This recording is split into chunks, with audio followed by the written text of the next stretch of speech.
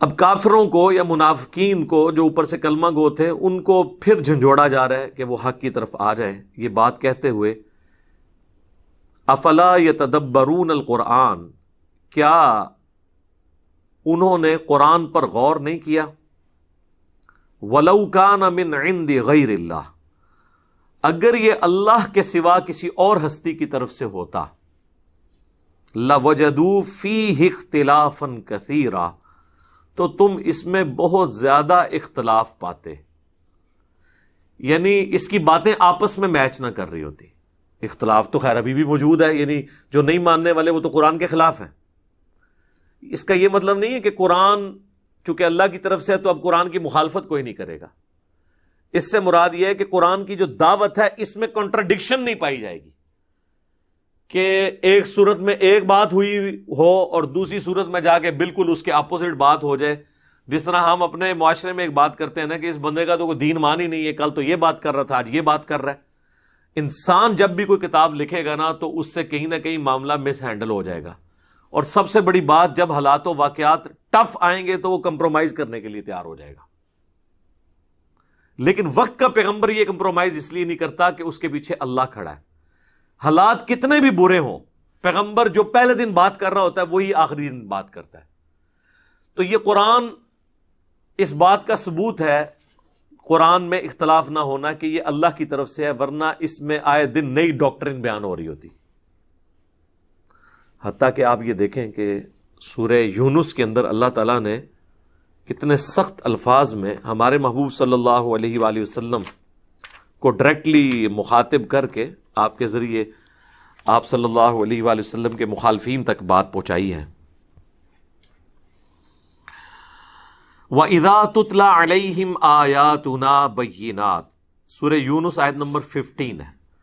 اور جب تلاوت کی جاتی ہیں ان پر ہماری روشن آیات، قَالَ الَّذِينَ لَا يَرْجُونَ لِقَاءَ نَأْتِ بِقُرْآنٍ غَيْرِ هَذَا، تو وہ لوگ جنہیں یہ امید نہیں ہے نا کہ انہیں مر کے اللہ سے ملنا ہے، اللہ سے ملاقات کرنی ہے، اپنے اعمال کا حساب دینا ہے، تو وہ نبی صلی اللہ علیہ وآلہ وسلم کو کہتے ہیں کہ اس قرآن کو تو سائڈ پہ کریں، کوئی اور کتاب لے کر آئیں، یہ قرآن تو بہت سخت کتاب ہے۔ او بدل ہو، یا اس قرآن کو تبدیل کر دیں، کچھ کمپرومائز کر لیتے ہیں، کچھ ہماری باتیں مان لیں، کچھ آپ کی ہم مان لیتے ہیں۔ قل ما یکون لی ان ابدلہ من تلقاء نفسی، اے نبی تم فرماؤ کہ مجھے تو کوئی اختیار نہیں ہے کہ میں اپنی خواہش نفس کے ذریعے اس کتاب کی کسی حکم میں تبدیلی کر دوں۔ ان اتبع الا ما یوحى الی، میں تو خود پیروی کرنے والا ہوں، اتباع کرنے والا ہوں اس بات کی جو اللہ کی طرف سے مجھ پہ وحی کی جاتی ہے، یعنی میں اللہ کا نمائندہ بن کے آیا ہوں، یہ دعوت میں نے کوئی ذاتی لانچ نہیں کی ہے، مجھے اللہ نے چھوڑا ہے اس دنیا کے اوپر۔ اس لیے آپ دیکھیں نا، مرسل رسول کہتے ہیں چھوڑا ہوا، اللہ کی طرف سے بھیجا ہوا نمائندہ۔ جس حدیث کا بھی واسطہ چھوٹا ہو ہم کہتے ہیں یہ مرسل روایت ہے، چھوٹا ہوا ہے واسطہ۔ تو اللہ کی طرف سے رسول بھیجے جاتے ہیں۔ میں تو خود پابند ہوں اس وحی کا جو میری طرف کی جاتی ہے۔ انی اخاف ان عصیت ربی عذاب یوم عظیم، میں تو خود خوف رکھتا ہوں اس بات کا کہ اگر میں نے بھی اپنے رب کی نافرمانی کی، یہ سمجھانے کے لیے بالفرض، تو بڑے دن کا عذاب مجھے بھی آ پکڑے گا۔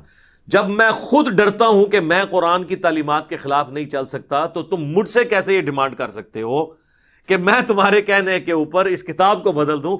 یعنی یہ کتاب میں نے خود تو لکھی ہے، میں نے تو پلان نہیں کیا کہ میں یہ کروں گا اور یہ اس کا رزلٹ نکلے گا، تو اب میں اسٹریٹجی تھوڑی چینج کر لوں، جسے آج کل ماڈرن دور میں کہتے ہیں کہ یو ٹرن لے لوں۔ تو میرے تو اختیار میں کچھ بھی نہیں ہے۔ قل لو شاء اللہ ما تلوتہ علیکم، اے نبی تم فرماؤ کہ اگر اللہ ہی چاہتا نا تو میں کبھی تم پر یہ تلاوت نہ کرتا۔ یعنی میرا تو کوئی اختیار ہی نہیں ہے، اللہ نے مجھے پیغمبر چنا، میرے ذریعے قرآن تم تک پہنچایا، اگر اللہ کی یہ مرضی نہ ہوتی نہ میں پیغمبر ہوتا، نہ یہ کتاب نازل ہوتی۔ یعنی میری اب کوئی لینا دینا نہیں اس مسئلے میں، میں تو من و ان جو چیز مجھ پہ نازل ہوئی ہے میں نے تمہارے تک پہنچانی ہے۔ اسی کو کہا گیا نا کہ ما ضل صاحبکم وما غوا وما ينطق عن الهوى ان هو الا وحی یوحی. نبی صلی اللہ علیہ وآلہ وسلم نہ کبھی بہکے ہیں نہ کبھی بے راہ چلے ہیں. وما ينطق عن الهوى، یہ ہوائے نفس سے، اپنی خواہش سے کچھ نہیں کہتے. ان ہوا الا وحی یوحی، یہ وہ کہتے ہیں جو اللہ ان پر وحی کرتا ہے. ولا ادراکم بہ، اور نہ ہی تمہیں اس کا ادراک ہوتا کہ اللہ کی یہ کتاب ہے، اس کی یہ شریعت ہے، اگر اللہ ہی نہ چاہتا. فقد لبثت فیکم عمرا، تو ذرا غور تو کرو کہ میں نے اپنی عمر کا اتنا حصہ تم میں گزارا ہے. من قبلی، اس اعلان نبوت سے پہلے. افلا تعقلون، کیا ابھی بھی تمہیں عقل نہیں آتی کہ میری 40 سالہ زندگی سچائی پر مبنی زندگی اس بات پر گواہ ہے، تم نے کبھی میرے اندر کوئی ایسی خواہش دیکھی کہ میں پلان کر رہا ہوں کہ مستقبل میں یہ جا کے کر دوں گا، یا میں نے کسی شاعر کی شاگردگی اختیار کی ہوتی، کسی فلاسفر کا میں اسٹوڈنٹ ہوتا اور میں پلاننگ کر رہا ہوتا کہ جب میری عمر 40 سال ہوگی تو میں بھی ایک کلام لکھ کے لوگوں کو بتاؤں گا، اور میں اتنی محنت سے اتنے سالوں سے ایک کلام تیار کر رہا تھا. میری زندگی تو ایک کھلی کتاب کی طرح تمہارے سامنے ہے. بھیڑ بکریاں میں چراتا تھا، اس کے بعد تجارت کرتا تھا. اچانک مجھے کیا ہو گیا چند دنوں کے اندر ہی. تو یہ میری عمر کا ایک حصہ جو تم میں گزرا ہے، یہ اس بات پر گواہی دے رہا ہے کہ یہ جو اتنا غیر معمولی کلام میرے پہ نازل ہوا ہے، یہ میں نے خود نہیں لکھا، یہ اللہ کی طرف سے مجھ پہ وحی کیا گیا. تو اب اگر یہ اللہ کی طرف سے وحی ہوا ہے تو پھر کیا ہے؟ فمن اظلم ممن افترا علی اللہ کذبا، تو اس سے بڑھ کر ظالم کون ہوگا جو اللہ پر جھوٹ باندھے، یعنی وہ پیغمبر نہیں ہے اور وہ دعوی پیغمبری کرے. تو سب سے بڑا گناہگار تو وہ ہوگا.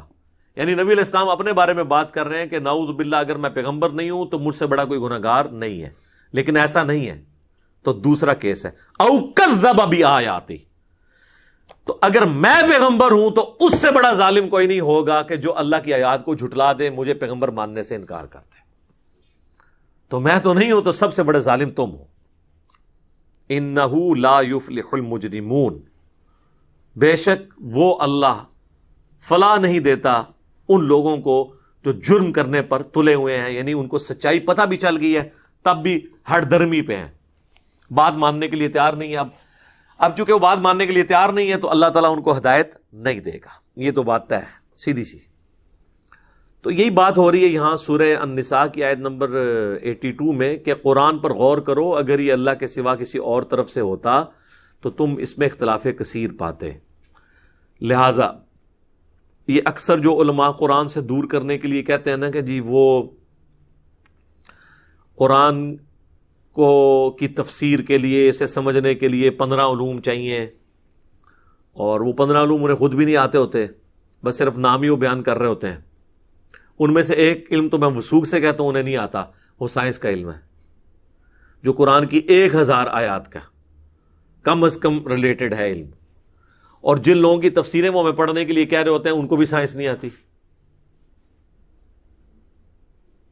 تو پھر یہ دعویٰ کیا کر رہے ہیں؟ قرآن کتاب نصیحت ہے، اور نصیحت ایک عام آدمی کو بھی سمجھ آئے گی، ایک پڑھے لکھے کو بھی سمجھ آئے گی. یہ ہدایت ہے انسانیت کے لیے. باقی اس کی تفصیلات میں آپ جتنا مرضی جائیں، یعنی اگر اللہ تعالیٰ کہتا ہے کہ زمین و آسمان پر غور و تفکر کرو کہ ہم نے انہیں پیدا کیا، اچھا اب اس کے غور و تفکر میں تو آپ پوری اسٹرونومی آ جائے گی، لیکن ایک عام آدمی کے لیے ہی کافی ہے کہ جب وہ زمین و آسمان کو دیکھتا ہے، ان قدرتوں کو، تو کہتا ہے کہ اس کو کسی نے بنایا ہے، اور وہ اس سے امپریس ہو جاتا ہے، بس اس نے ہدایت حاصل کر لی. اور ایک بندہ پوری زندگی اسٹرونومی کی فیلڈ میں رہتا ہے لیکن خدا کا تعارف اس سے نہیں ہوتا، تو اس کا وہ علم بھی اسے کوئی نفع مند نہیں ہے. ایک بندہ پوری زندگی نماز میں ایاک نعبد و ایاک نستعین پڑھتا رہتا ہے، لیکن نماز ختم ہوتے ہی دعا کرنا شروع کرتا ہے تو کبھی کسی بابے کو پکارتا ہے، کبھی کسی بزرگ کو پکارتا ہے. تو وہ ایاک نعبد و ایاک نستعین کی تفسیر سے اس نے کچھ بھی حاصل نہیں کیا. یہ ہو نہیں سکتا کہ قرآن کے پہلے صفحے پر اللہ کہہ رہا ہے کہ دعا صرف مجھ سے مانگنی ہے. اب اگر یہ اللہ کے سوا اور کسی ہستی کی طرف سے ہوتا تو ہو سکتا ہے آگے جا کے کوئی غلطی ہوتی، کوئی بابا بھی آ جاتا بیچ میں. قرآن میں آلموسٹ 40+ دعائیں ہیں جو انبیاء کی، اللہ کے نیک بندوں کی رپورٹ ہوئی ہیں، وہ سب کی سب دعائیں ربنا کے ساتھ ہیں، اللہم کے ساتھ ہیں. کوئی بابا نہیں ہے اس میں، کوئی بزرگ نہیں ہے. یعنی پہلے صفحے پہ اگر یہ بات ہوئی ہے نا کہ اللہ سے دعا مانگنی ہے، پورا گناہ اس کے اوپر شاہد ہے کہ اللہ سے ہی مانگنی ہے. اور پھر بھی کسی کو یقین نہ آئے تو سورہ نمل کی آیت نمبر 62 تو بالکل کھول کے فلسفہ بیان کرتی ہے. امن یجیب المضطر اذا دعاہ، بھلا بتاؤ تو کون ہے جو اضطراب میں گھرے ہوئی فریاد کرنے والے شخص کی فریاد کو سنتا ہے.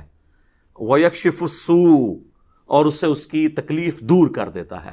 وَيَجْعَلُكُمْ خُلَفَاءَ الْأَرْضِ، اور تمہیں خلیفہ کرتا ہے اگلوں کا اس زمین پر. یعنی تمہارے ماں باپ کے مرنے کے بعد تم، تمہارے مرنے کے بعد ان کی اولاد، ان کے مرنے کے بعد ان کی اولاد، یوں قیامت تک ایک اللہ ہی زندہ ہے، باقی سب مرتے جا رہے ہیں، اور اللہ اپنی زمین کا وارث نسل در نسل لوگوں کو کرتا جا رہا ہے. یہ اللہ نے اپنی شناخت کی ہے کہ ہے کوئی بابا اس طرح کا جسے موت نہ آئے اور وہ وارث کرتا چلا جائے. تو ساتھ پھر اللہ نے کہا اِلَٰهٌ مَّعَ اللَّهِ، کیا اللہ کے ساتھ اور الہ بھی ہے جو یہ کام کر سکے کہ فریاد رس کی تکلیف کو دور کر سکے. قلیلا ما تذکرون، بہت کم ہی تم نصیحت حاصل کرتے ہو. تو قرآن میں جو پہلے صفحے پہ بات ہوئی ہے آخری صفحے تک یہی بات چل رہی ہے. قرآن میں اختلاف نہیں ہے. تو یہ کہنا کہ قرآن کی آیات بظاہر ٹکراتی ہیں، وہ آپ کو ٹکراتی بھی نظر آ رہی ہوتی ہیں. اہل علم اور جو پڑھتے ہیں ان کے ہاں کوئی بھی چیز ٹکرا نہیں رہی ہوتی. وہ تو دنیا میں کہیں بھی آپ دو سٹیٹمنٹس لیں بظاہر آپ کو ٹکراتی نظر آئیں گی، لیکن جب دونوں کو بیک وقت دیکھیں گے تو اسے انگریزی میں کہا جاتا ہے آپٹیمل سولوشن، تو آپ کو نکل آئے گا. مثلاً اگر میں کہتا ہوں کہ ڈاک خانے میں صبح 9 سے لے کے 5 بجے تک بل جمع ہوتے ہیں اور آپ 1 مئی کو پہنچ گئے ہیں، تو 1 مئی والے دن جو ہے وہ چھٹی کا بھی دن نہیں ہے، سنڈے والا دن بھی نہیں ہے جو عام چھٹی ہوتی ہے، اور وہاں پہ ڈاکخانہ بند ہے، تو آپ یہ کہیں گے کہ جی میری سٹیٹمنٹ غلط نکلی ہے؟ نہیں، میری سٹیٹمنٹ تھی ادر دین سنڈے اور کوئی بھی گزٹڈ چھٹی کے. تو یہ دونوں باتیں بیک وقت اپنی جگہ درست ہیں. بعض اوقات ایک بات کا ذکر کیا جاتا ہے ایک جگہ پہ، بعض اوقات دوسری جگہ کے اوپر، دونوں کو جمع کر کے بات ایک ہی نکلتی ہے. اس کی ایک واضح مثال آپ دیکھیں، جو میری ایک ویڈیو بھی اس کے اوپر ریکارڈ ہوئی، کیا یہودی اور عیسائی بھی جنت میں جائیں گے؟ وہ سورۃ البقرہ کی آیت نمبر 62 ہے، جو سورۃ الانعام میں بھی آئی، ایک دوسری فارم میں سورہ الحج کے اندر بھی آئی، کہ جو بھی یہودی ہیں، عیسائی ہیں یا سابی ہیں، ستارہ پرست نہیں، سابی ایک دین ابراہیمی کی بگڑی ہوئی شکل تھی، چاہے مسلمان ہے، جو کوئی بھی اللہ اور یوم آخرت پر ایمان لے آئے تو قیامت والے دن نہ اسے خوف ہوگا نہ غم. تو اس آیت کو لوگوں نے مس یوز کیا کہ جی اس سے تو پتہ چلا ایمان بالرسالت ضروری نہیں ہے، کیونکہ یہاں تو آیا ہے کہ یہودی عیسائی بھی ہو اگر اللہ اور آخرت کو مان لے تو قیامت والے دن کامیاب ہو جائے گا. اور وہ یہ لے کے پھر آیت جو ہے نا وہ عجیب و غریب قسم کا پروپیگنڈا کرتے ہیں. تو ہم ان کو بتاتے ہیں کہ میرے بھائی یہ بات بالکل اپنی جگہ درست ہے، لیکن قرآن کو پوری ڈاکٹرن میں، فلسفے میں سمجھنا ہے. یہ بات جہاں سے آپ سورہ بقرہ کی آیت نمبر 62 کوٹ کر رہے ہیں، یہ بات جہاں سے تمہیدن سٹارٹ ہوئی تھی، وہ سٹارٹ ہی اس سے ہوئی تھی کہ اے یہودیو، سب سے پہلے تم کافر نہ بنو اس کتاب کے. تمہاری کتابوں میں تو پیغمبر آخر الزمان کی پروفیسیز موجود تھیں صلی اللہ علیہ وآلہ وسلم، قرآن کا ذکر تھا، سب سے پہلے تم ہی کافر بن گئے. ایمان بالرسالت سے تو بات شروع ہوئی ہے 5ویں رکوع سے، اور اس کے آگے جا کر اللہ اور یوم آخرت کی بات آئی ہے. ایمان بالرسالت کا پہلے ذکر ہو چکا ہے، اور پھر سورہ نساء کے اندر تو جا کے 6 پارے کے سٹارٹ کے اندر ہی آیت نمبر 150، 151 اور 152 میں تو اللہ تعالیٰ نے فرمایا کہ جو کسی ایک رسول کا بھی انکار کر دے، یا اللہ کو مانے اور کسی رسول کو نہ مانے، یا رسولوں کو مانے اور اس میں سے کسی ایک رسول کو نہ مانے باقی رسولوں کو مان لے، وہ سب کافر ہے. تو اب کافر والی جتنی آیات قرآن میں ہیں ان پہ لگ جائیں گی، چاہے وہ یہودی ہوں، عیسائی ہوں یا مسلمان بھی ہوں.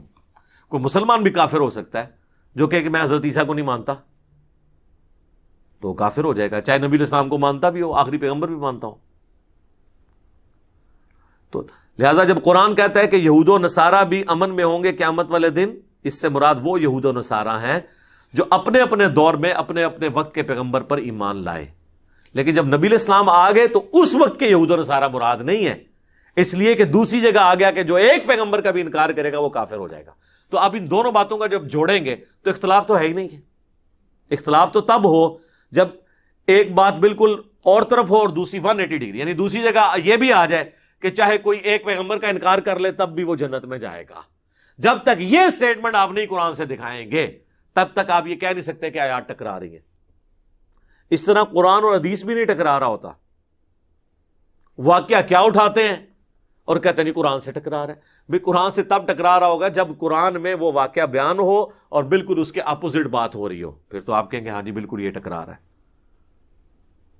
تو اس طریقے سے چیزیں نہیں ٹکراتی ہیں، وہ آپ کو نظر آ رہی ہوتی ہیں لیکن وہ دونوں چیزیں بے وقت اپنی جگہ پر درست ہوتی ہیں. یا کبھی ٹائم پیریڈ کے لیے اللہ کی طرف سے کوئی ناسخ و منسوخ کا حکم بھی آ سکتا ہے. اس کے اوپر میری الگ سے ایک ویڈیو ریکارڈ ہے. قرآن میں بعض اوقات اللہ تعالیٰ نے کوئی حکم نازل کیا وقتی طور پر، پھر بعد میں اللہ تعالیٰ نے اس میں مزید کلیریفیکیشن کر کے اس میں آسانی دے دی. مثلا پہلے حکم تھا کہ جس کی موت کا وقت قریب آئی یا اسے خطرہ ہو کہ میں مرنے والا ہوں تو وہ اپنے ورثاء کے لیے وصیت لکھوا دے، سورہ بقرہ میں آیا. پھر سورہ النساء میں اللہ تعالیٰ نے خود ہی بتا دیا کہ مرنے کے بعد اس طرح وراثت تقسیم ہوگی ایک مردے کی، وہ پوری ڈیٹیل ہے. الگ سے اس پہ میری ویڈیو بھی ریکارڈ ہے، وراثت کی تقسیم کیلکولیشن کا کیا طریقہ ہے. آپ کوئی کہ یہاں پہ تو اللہ کہہ رہا ہے وصیت کرو اور وہاں پہ اللہ تعالیٰ کہہ رہا ہے کہ جی ماں کو 1/6 ملے گا، باپ کو 1/6 ملے گا، بیوی کو 1/8 ملے گا، اور یہاں اللہ تعالیٰ کہہ رہا ہے وصیت لکھ دو. تو ہم یہ کہیں گے کہ وصیت لکھنے والی بات بھی اپنی جگہ درست ہے. اس کے بعد اللہ تعالیٰ نے امت کی آسانی کے لیے خود حصہ مقرر بھی کر دیا. جب تک اس کی امپلیمنٹیشن تھی وہ درست تھی، جب یہ آ گئی تو یہ درست ہے. یہ آپس میں ٹکرا کیسے رہی ہیں؟ ٹکراتی تب جب سورہ بقرہ میں یہ نازل ہوتا کہ اپنے ماں باپ رشتہ داروں کے لیے وصیت لکھ لو. اب قیامت تک اللہ تمہیں نہیں بتائے گا، کوئی اللہ کی طرف سے آگے نیکسٹ آیت نازل نہیں ہوگی جس میں تمہیں یہ بتایا جائے کہ تم نے کتنا حصہ مرنے کے بعد تقسیم کرنا ہے. اور پھر آیت نازل ہو جاتی، پھر ہم کہتے ہیں دیکھو جی پہلے تو دعویٰ کیا تھا کہ جی نہیں بتائے گا، آپ بتا دیا. اس طرح سورہ النساء میں اللہ تعالیٰ نے فرمایا کہ جو زنا کرے عورت اس کو گھر میں قید کر دو. قید سے مراد یہ نہیں کسی کمرے میں بند کر لو، یعنی گھر سے نہ نکلے یہاں تک کہ اسے موت آ لے، یا اللہ پھر کوئی مستقبل میں تمہارے لیے راہ نکال دے گا. اور وہ ہوا. پھر اللہ تعالیٰ نے سورہ نور کی شکل میں زانی کی سزا نازل کر دی. تو ہم کہتے ہیں وہ حکم منسوخ ہو گیا اور نیا حکم آ گیا. تو یہ پاسبل ہے. ناسخ و منسوخ بھی 180 ڈگری چیزیں نہیں ہوتی ہیں، بلکہ اللہ تعالیٰ نے مختلف اوقات کے اندر مختلف معاملات کو آسانی کے اعتبار سے اجازت دے دی ہوئی ہے. پہلے یہ حکم تھا کہ ایک وضو سے ایک ہی نماز پڑھی جا سکتی ہے. قرآن میں بھی یہ ہے کہ جب تم نماز کا ارادہ کرو تو اپنے چہرے دھو لو، اس کے بعد کونیاں، سر کا مسح اور پاؤں کو دھو لو، مسح کر لو، کوئی بھی چیز. تو اب یہ حکم قرآن میں آیا. ایون جو لوگ منکرین حدیث ہیں نا، ان کے لیے بھی آزمائش کھڑی ہو جاتی ہے جب ہم ان کو یہ بات کرتے ہیں کہ قرآن میں تو آیا کہ جب بھی نماز پڑھنی تم نے وضو کرنا ہے. لیکن وہ بھی کہتے ہیں نہیں جی اگر پہلے وضو ہو تو دوبارہ کرنے کی ضرورت نہیں ہے. لیکن قرآن میں تو کہیں نہیں لکھا ہوا. قرآن میں تو ہے جب بھی نماز کے لیے کھڑے ہونا ہے وضو کرنا ہے. اور قرآن میں یہ بھی نہیں لکھا ہوا کہ اگر پہلے سے ہو تو دوبارہ کرنے کی ضرورت نہیں ہے. یہ تو کہیں نہیں لکھا ہوا. لیکن یہ بھی نہیں لکھا ہوا کہ اگر پہلے سے ہے تو پھر بھی دوبارہ کرنا ہے. قرآن خاموش ہے. سنت ہمیں بتاتی ہے، صحیح مسلم میں حدیث ہے، نبی علیہ السلام نے غزوہ تبوک کے موقع پر، فتح مکہ کے موقع پر ایک وضو سے زور کے وقت وضو کیا اور آپ نے عصر مغرب عشاء چاروں نمازیں جو ہیں وہ ایک ہی وضو سے پڑھی. اور صحابہ اکرام کہتے ہیں کہ ہم نے اس سے یہ سیکھ لیا کہ اب اللہ نے ہمیں اجازت دے دی ہے کہ ہر نماز کے لیے نیا وضو کرنے کی ضرورت نہیں ہے. اگر پہلے سے با وضو ہے کوئی تو اسی وضو کو کنٹینیو کرے. لیکن قرآن میں ایسی کوئی بات نہ اس کی مخالفت میں ہے نہ اس کے حق میں ہے.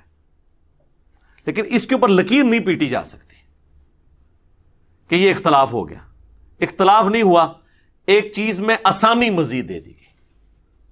اختلاف تو تب ہوتا کہ حکم یہ آتا کہ بغیر وضو کے بھی نماز پڑھ لو، اور بعد میں آتا اور اس میں ساتھ یہ لکھا ہوتا کہ آئندہ کبھی بھی وضو کا حکم نازل نہیں ہوگا، اور پھر وضو کا حکم نازل ہو جاتا، پھر 180 ڈگری ہوتا. لیکن ایسا نہیں ہے. خالی اتنا بھی ہوتا نا کہ بغیر وضو کے بھی نماز پڑھ لو، اور بعد میں اللہ کہتا نہیں وضو کر لو، پھر بھی ہم اسے ٹکراتا ہوا نہ مانتے ہیں. ہم کہتے ہیں اس وقت تک اجازت تھی، اب نہیں ہے. ٹکرانا تب ہے کہ پہلے یہ حکم آتا کہ بغیر وضو کے نماز پڑھو، اور اب قیامت تک کے لیے حکم ہے، اس میں کوئی تبدیلی نہیں ہوگی. اور پھر ایک آیت نازل ہوتی کہ نہیں وہ حکم منسوخ ہو گیا، تو پھر اللہ تعالیٰ کی بات اپنی وائلیٹ ہو جاتی کہ جی قیامت تک تبدیلی نہیں ہونی تھی تو اب کیوں ہو گئی ہے. تو پہلے کوئی ایسی بات نہیں. تو یہ ناسخ و منسوخ کے اوپر الگ سے میری ایک ویڈیو ریکارڈ موجود ہے، وہ آپ دیکھ سکتے ہیں. قرآن میں ناسخ و منسوخ کا مسئلہ، اور سورۃ البقرہ میں ایک آیت بھی اس حوالے سے اللہ تعالیٰ نے نازل فرمائی ہے، وہ بھی اس میں کراس ریفرنس کے طور پہ میں بیان کر دیتا ہوں تاکہ آپ کو کلیئر ہو جائے. آیت نمبر 106 ہے سورۃ البقرہ کی. ما ننسخ من آیت او ننسیہا، ہم کوئی آیت بھی منسوخ نہیں کرتے اور نہ آپ کو بھلاتے ہیں. نأتی بخیر منہا او مثلہا، مگر یہ کہ ہم اس سے بہتر آیت لے آئیں گے یا اس کے برابر. اور ریزن بتا دی، الم تعلم ان اللہ علی کل شیء قدیر، کیا تم نہیں جانتے کہ بے شک اللہ تعالیٰ ہر چیز پر قدرت رکھتا ہے. یعنی یہ اللہ کی قدرت ہے، وہ چاہے تو احکامات وقتی طور پر کچھ اور کرے اور پھر بعد میں اس میں آسانی دے دے، یا مزید اس میں سختی کر دے. یہ بھی پاسبل ہے کہ سختی ہو جائے، اور یہ بھی پاسبل ہے کہ معاملات میں آسانی ہو جائے. سختی ہوگی نا، پہلے نکاح متا کی اجازت تھی، ایک آسانی تھی، بعد میں اللہ نے وہ آسانی چھین لی اور اب کہا کہ نکاح متا جو ہے وہ بین ہو گیا، اب جس نے کرنا ہے وہ پرماننٹ نکاح کرے گا. تو یہ آسانی اللہ نے پھر اٹھا لی قیامت تک کے لیے. وہ مسلم شریف میں حدیث ہے اب قیامت تک کے لیے اب یہ حرام ہو چکا ہے. اس پہ بھی الگ سے میری ویڈیو آپ دیکھ سکتے ہیں. تو میں نے اس پہ کافی سیر اصل گفتگو کر دی ہے کہ قرآن اگر اللہ کے سوا کسی اور ہستی کی طرف سے ہوتا تو تم اس میں اختلاف کثیر پاتے. اس کا مطلب کیا ہے کہ اس کی ڈاکٹرن بدلتی ہے. پہلے دن کوئی اور ہدف ہوتا اور بعد میں کوئی اور ہدف بن جاتا. پہلے دن بھی اس کا ہدف یہی تھا کہ انسانیت کے لیے ہدایت ہے یہ کتاب، اور ایک انقلابی دعوت لے کے اٹھی ہے دنیا میں اللہ کے غلبے کے لیے، اور آخری وقت تک یہی دعوت رہی. ایون اللہ کے محبوب علیہ السلام دنیا سے چلے بھی گئے، آپ کے صحابہ کرام علیہم رضوان نے اسی مشن کو آگے لے کر چلے، کسی میں کوئی تبدیلی نہیں کی.